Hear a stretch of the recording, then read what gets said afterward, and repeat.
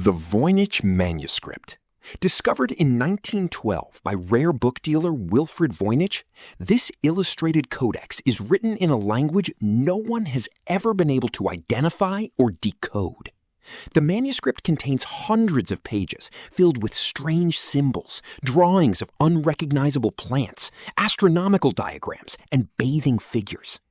Carbon dating places its creation in the early 15th century, likely in northern Italy. Scholars, cryptographers, and even intelligence agencies have tried for over a century to crack its code. Some believe it is a constructed language. Others think it might be an elaborate hoax, and a small number of researchers argue it could be an extinct dialect written in a unique cipher. No theory has ever been fully proven, and the manuscript sits today in Yale's Beinecke Rare Book Library, still unread. The disappearance of the Roanoke colony. In 1587, a group of over 100 English settlers arrived on Roanoke Island, off the coast of what is now North Carolina. When the colony's governor, John White, sailed back to England for supplies, a war with Spain delayed his return by 3 years. When he finally came back in 1590, every settler had vanished. The only clue was the word Croatoan carved into a wooden post. No bodies were found, no signs of battle, and no further message was left. The Croatoan were a local Native American people, and many historians believe the colonists may have integrated into their community to survive. Archaeological digs in the region have found European artifacts at native sites, lending some support to this idea, though no definitive proof has ever surfaced. The identity of Jack the Ripper. In the autumn of 1888, a series of brutal murders took place in the Whitechapel district of London. At least 5 women, all working in poverty in one of the city's most crowded and neglected neighborhoods, were killed in a short span of weeks. Letters claiming to be from the killer were sent to police and newspapers, one of which introduced the name Jack the Ripper. The murders stopped as suddenly as they began, and no one was ever charged. Over the years, more than 200 suspects have been proposed, ranging from a local surgeon to a member of the royal family. Forensic analyses have been attempted on old evidence, and DNA studies on a shawl allegedly connected to one of the crime scenes pointed to a Polish barber named Aaron Kosminski. The finding remains disputed, and the case has never been officially closed. The lost city of Atlantis. The story of Atlantis comes from the writings of the ancient Greek philosopher Plato, who described it around 360 BCE as a powerful island civilization that sank into the ocean in a single day and night of catastrophe. For centuries, people debated whether Plato intended it as a moral allegory or as a record of a real place.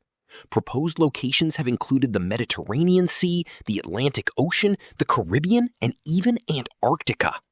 The most widely accepted historical explanation among scholars links Atlantis to the Minoan civilization, which suffered a devastating volcanic eruption on the island of Thera around 1600 BCE. The eruption caused massive tsunamis and likely triggered the rapid decline of Minoan culture. Whether Plato was drawing on cultural memory of that event or simply inventing a story to make a philosophical point, no sunken city matching his description has ever been found. The Oak Island Money Pit. On a small island off the coast of Nova Scotia in Canada, a deep shaft was discovered in 1795 by a teenager who noticed a circular depression in the ground. Early diggers reported finding layers of logs at regular intervals as they went deeper, which suggested deliberate construction. Stories grew of booby traps, flooding tunnels, and treasure buried far below the surface. Over 2 centuries, dozens of expeditions have dug at the site, and several people have died in the attempts. Theories about what might be buried range from pirate gold to manuscripts from Francis Bacon to treasures from the Knights Templar.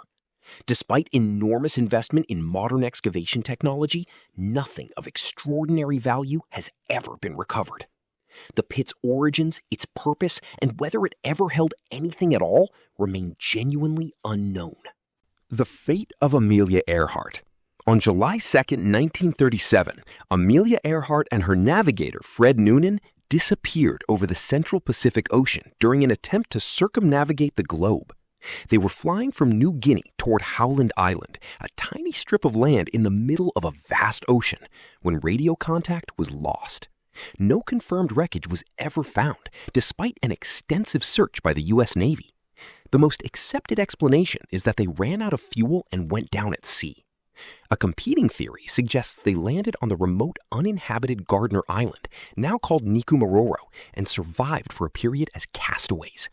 Bone fragments and artifacts found on the island have been studied over the decades, and while some evidence is suggestive, nothing has conclusively confirmed Earhart's presence there. The search for answers continues to this day. The Nazca Lines. Etched into the dry coastal plains of southern Peru, the Nazca Lines are enormous geoglyphs created by the Nazca people between roughly 500 BCE and 500 CE. They depict animals, plants, and geometric shapes, some stretching for kilometers across the desert floor. The lines are best seen from the air, which led some to wonder whether the Nazca people had some way to view them from above, or whether they were intended for beings that could. More grounded explanations suggest the lines served as ceremonial pathways, astronomical markers aligned with stars or seasonal events, or part of a ritual system connected to water and fertility. The extreme dryness of the Nazca Plateau has preserved them for over 1,000 years. How the Nazca managed to maintain such precise scale and proportion across such vast distances without aerial perspective is a question that still draws genuine admiration from engineers and archaeologists alike. The Zodiac Killer. Between the late 1960s and early 1970s, a serial killer operating in Northern California sent cryptic letters to newspapers and police, taunting investigators and claiming far more victims than were ever confirmed. He called himself the Zodiac and included coded messages, some of which have never been solved. Confirmed victims numbered at least 5, though the killer claimed 37. A suspect named Arthur Leigh Allen was investigated extensively and named as the primary person of interest by many involved in the case, but he was never charged before his death in 1992. DNA and handwriting analyses over the years have produced inconclusive results. One of the 4 original ciphers sent by the killer was not cracked until 2020, decades after it was written, when a team of amateur codebreakers solved it using modern computational methods. The killer's identity has never been confirmed. The Princes in the Tower. In 1483, 12-year-old King Edward V of England and his younger brother Richard, Duke of York, were placed in the Tower of London by their uncle, who would soon declare himself King Richard III. The boys were seen less and less frequently over the following months, and then not at all. They were never seen in public again. No execution was recorded, no burial announced, and no explanation was ever given. Decades later, the bones of 2 children were found beneath a staircase in the tower and were reinterred at Westminster Abbey, though they have never been subjected to modern forensic testing.